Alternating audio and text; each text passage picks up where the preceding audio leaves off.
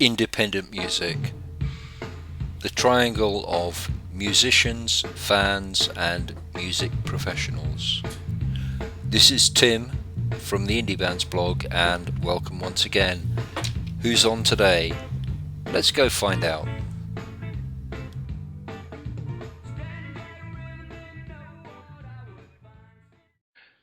Welcome to Indie Music Tips number 7, and this time we're going to have a chat about measures of success.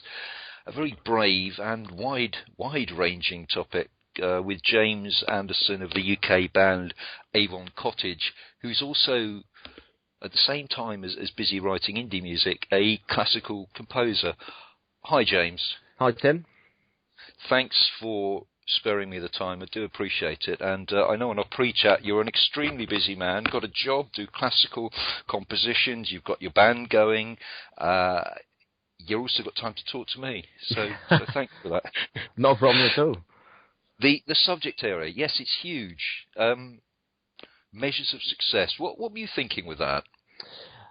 Well, as it's an indie bands blog, as opposed to, say, music on the big 4 labels or big 5, whatever it is these days, or mainstream music in general, in my opinion anyway, maybe this is stemming from my political views as well, but I think that is measured very often solely on financial success. But of indie music, which of course grew out of punk music, originally. Very kind of you to mention it. Yes.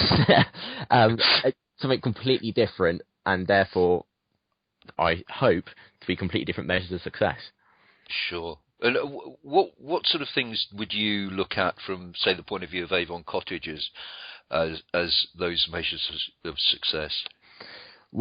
Although you could go down the line of, say, Guided by Voices and keep going at it until you're in your mid-30s and then some, rock music is nevertheless a young man's game.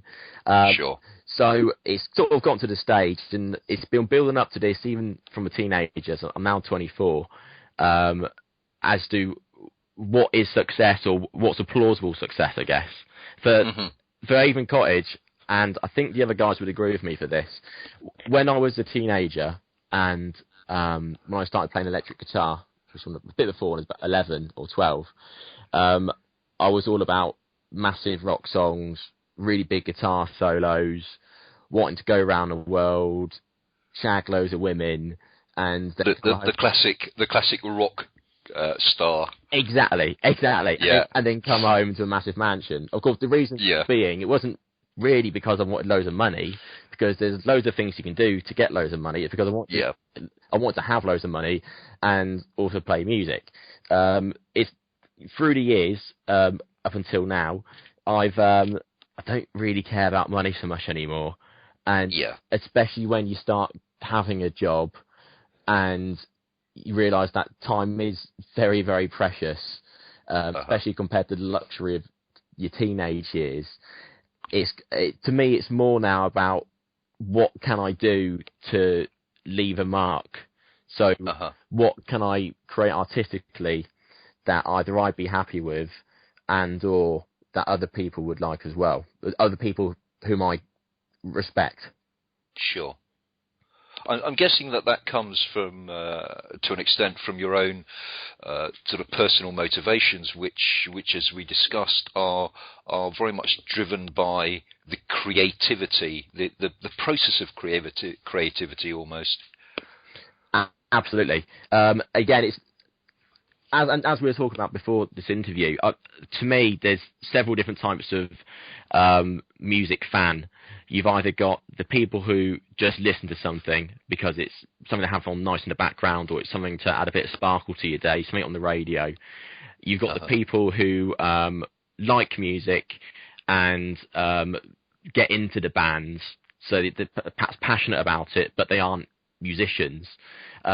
You've got the musicians who love playing music and perhaps related to those who really get into the bands, but still don't really care or think about whichever one is most applicable to the individual person. As I'm sure lots of people do care about it.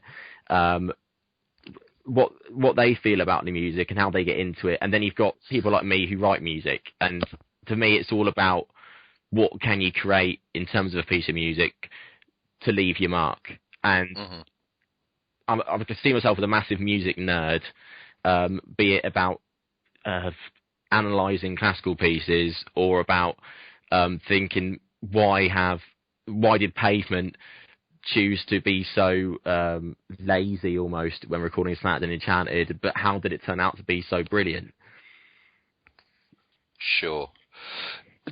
Does that mean that your output is what's the word I'm looking for? Angst driven. Does that mean that you really struggle with your production and actually you can never say, well, actually now we have recorded that and that is good enough to put out? Probably. I know my girlfriend's definitely said that I'm a perfectionist before, but at the same time, I wouldn't want something to sound perfect because I wouldn't feel close to it. For instance, if we were to record a demo, and I said we're hoping to soon, a proper one, I wouldn't want to go to a studio and have it really nice and polished and spend 3 days on mastering and a couple of days on mixing per track. I'd want to just go in, have a good quality recording, but something that's still honest. But, right. But then I still want people to be able to hear it. So you sort of get stuck in a loop. You don't want to turn many people off, but you don't want to sound like you've given in to the mainstream, so to speak. Yeah. The abilities of the technology becomes more important than the production of what you're actually trying to get people to listen to. I know exactly what you mean. Exactly. I do hear that a lot. So we've got the one measure of success, which is okay. We've got this piece of music that actually defines me as a person or us as a band, and then there is the reality of living in life, the fiscal aspects. Do you see that people need to compromise one to achieve the other, or are they completely separate, or how do you see that working? It depends. I think it all depends on how lucky you are as well. I mean, with regards to should you have to compromise one? Ideally, no. But to pay the bills, possibly. An example that I gave you before this chat was one of my favourite composers of all time, an American guy called Charles Ives, who was an insurance salesman by trade, and it was his own business. And running your own business takes a lot of time as it is, never mind then having a completely, say, corporate identity. But when he wasn't doing that, he was writing these brilliant modernist pieces which were anything but the social norm of getting a nice job and having a nice place to live. In fact, a lot of it is very much reacting against the norms of composition and the more conservative approach to writing a piece of music. So for him, he wrote music and he could do whatever he wanted to because he was funding his life elsewhere. But then what that then comes into is maybe he would have preferred to have written music all the time, but then if he had written that music, how would he have made any money out of it? There's going to be very few people who would wanted to put on any concerts. Just like with a lot of indie bands these days. I mean, some are very fortunate and can scrape by, but even some bands who I know have appeared on mainstream TV in America, bands like Deer Hunter, I'm not sure if it's the case now, but I know the drummer was having to, every time they stopped touring, he was going back to get a job in a clothes shop, or something along those lines. So I think there's a band that I've written about a couple of times on the site. I actually saw them over in the UK called the Steepwater Band, and they're probably one of the hardest touring acts that I know because they're always playing. But between all that, they actually all have jobs as well. I don't know how they do it. Yeah. I really don't. So I think you're absolutely right. It is a real struggle to do that, and I guess that's the point of this series of interviews, is to look at the various issues that are out there. But Avon Cottage, as you say, you've just really. You've all moved up from Wiltshire recently, I understand, and are sort of now in a position where you're ready to play, and you're obviously all pursuing jobs and you're all pursuing the music side. Mm-hmm. How do you see that balance for Avon Cottage developing? How I see it developing is if we have any financial success, or when I say financial success, I don't mean the same degree of success as, say, if you were a banker in the city, as in being able to do it professionally, which could mean taking a pay cut compared to our day jobs in a couple of cases, but all the same being able to do it and spend your working day loving what you do a lot more. I think it could develop into that. I don't think there would be, I don't think it would be very sustainable over a period of time, especially not with our style of music unless you were to dramatically alter it. I think it'd be something nice to do for a few years.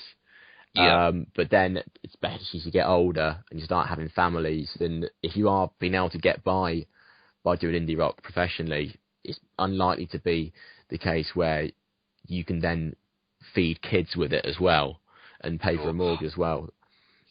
You made an interesting comment about sync music, which is another area that I will be going into in a lot more detail with someone at a later date. Mm-hmm. But I was questioning whether with your classical composition skills, as well as having the indie band sound, about sync deals. And you were saying that in your view, you're able to compose and write for Avon Cottage, but actually there's a means of income stream from your love of music that comes about by this additional ability to write more classical type compositions. Mm-hmm. Well, at the moment, I've only done a few projects, and so I've still got a regular day job, so to speak. It's, that sort of thing isn't paying the bills, so that's definitely something more plausible to pay the bills in the future. I think with this sort of sync music, so to TV and film, that would be something that would be nice to do because it can be incredibly competitive, and in some cases you're not earning that much money. I mean, if you're doing loads of Hollywood films like your Hans Zimmer, then you can be raking it in and then some. But again, that's not what it's about. And to me, if I were able to do sync music professionally, it would be good because I'd be able to write music throughout the day, and then I'm constantly writing music, so I'm constantly getting a better feel of things. And then when the working day is done, or when I don't have a project, or when I've got a bit of spare time, it can then be, oh, let's work on a symphony, or on a piano sonata, or some piece for some odd quartet using serialist techniques, or whatever the case may be. So it's almost like that sort of job would be funding me financially and to an extent artistically. With Avon Cottage, it'd be great if we could then get involved with the band for sync music, but with bands doing that sort of music, you tend to have to be very, very lucky and have a very big rep already. Sure. Like recently, M83, I think it's Oblivion. I haven't seen it, but with my mates at work told me about it, and they've done a soundtrack to that. Of course, they wouldn't have done if no one knew who they were. So I imagine a director or producers then approached them and said, would you like to write music to this? Okay. So looking back, not looking back, looking forward. It's me that's looking back. Looking forward to when you reach my ancient age of I'm 50 this year, mm-hmm. and you look back and say, oh yeah, Avon Cottage. That was a band that I was in the 2010s. What would you like to have as a legacy when we are looking at your measure of success, when you're looking back at the old photographs and listening to the old stuff?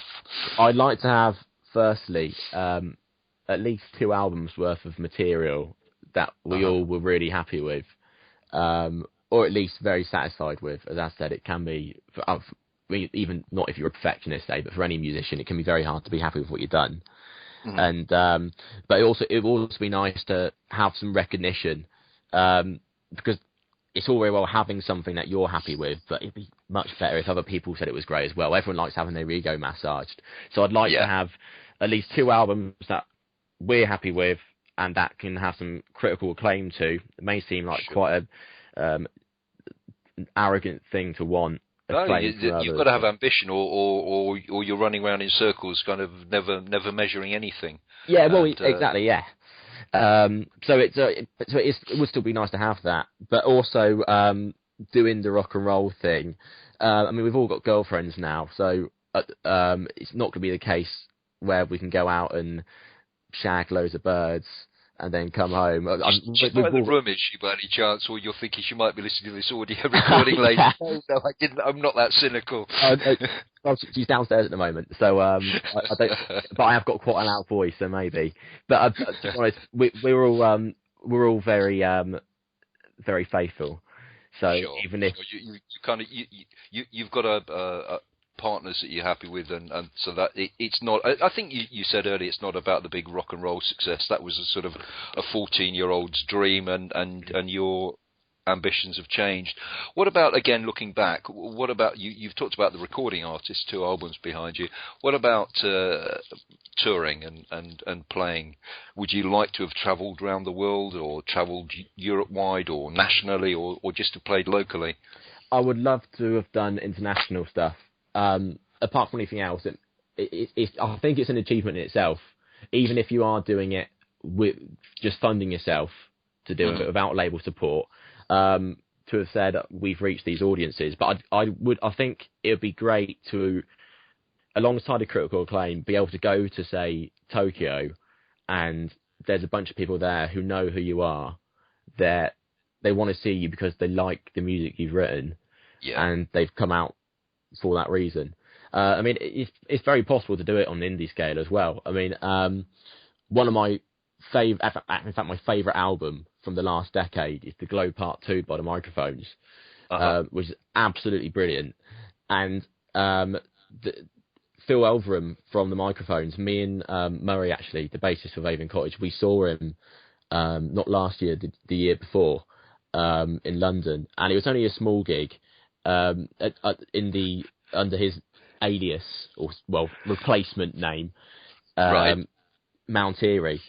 And I mean, people barely know who he is. The other day I saw there was a Guardian article about the Globe Part 2, and I was amazed to have seen it, because he just doesn't get this sort of success, and he's got a very non-mainstream sound. It's very, very, very honest, very, very juvenile to an extent, and very innocent, but that's part of the charm of it.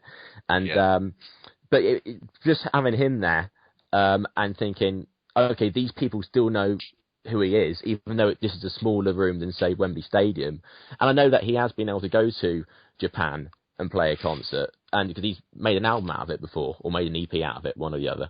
So I think that's still attainable, and it would be fantastic to be able to say, yeah, we've gone to Japan or Australia, and there were people there who liked us and want to see us.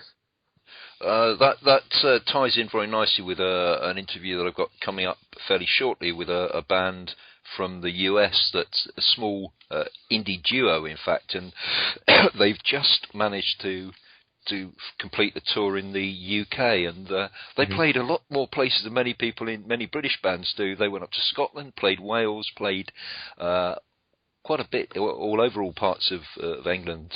So they will be giving some tips and thoughts on how you can actually, from where you're based, to think, okay, well, I want to go over to Los Angeles and play. These guys were in Los Angeles and thought, right, we've done kind of a lot of America. We now want to go off and play some stuff in Europe, and so I think their experience might be quite interesting, and to tie in with the aspect of how you can look back and go, yeah, we got the 2 LPs out, and we managed to get some funded, even if it was privately funded, touring done. So good luck with that, and I look forward to hearing how Avon Cottage develop. And we'll finish off with one of your tracks, if we could do. I do appreciate your time. Thanks very much for that, James. And I'll speak to you again soon. Not a problem. Thanks for having me. Pleasure. Cheers.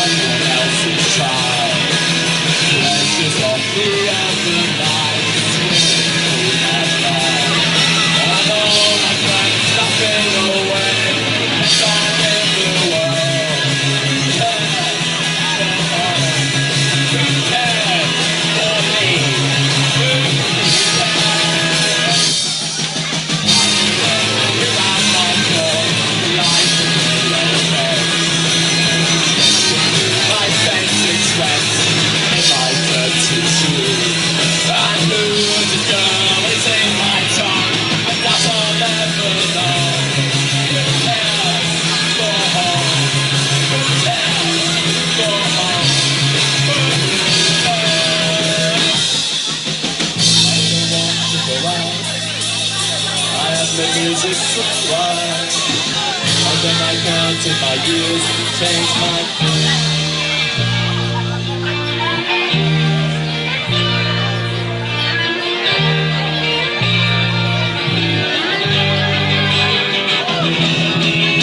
it took a time to arrive, and then I came in survive. Everyone drunk and alone was leaving home. There's a temple on the whole drop. Turning dead from a heart attack. That's a big smile. I was thinking I went to lie. The weather made a rubber black. Drenched in wine. Very soon I saturate all the space can fill. Got my hands and got this too. Somewhere it's factoring. I'm living the days of memory. Turn away from home. Away from home. Away from home. Away from home. Away. I'll be so away.